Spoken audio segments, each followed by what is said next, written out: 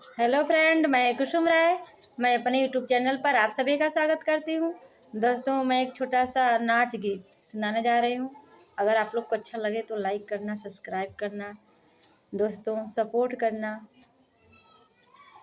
लहर लहर जिया हाय हो, झुमका लैला बालम। लहर लहर जिया हाय हो, झुमका लैला बालम।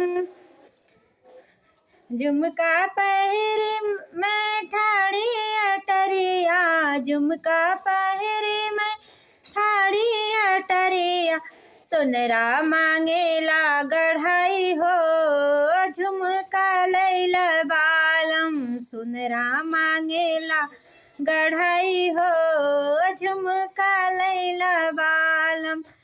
सासू के ले जा नदियों के ले जा, सासू के ले जा नदियों के ले जा।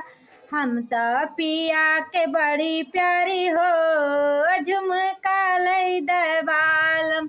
लहर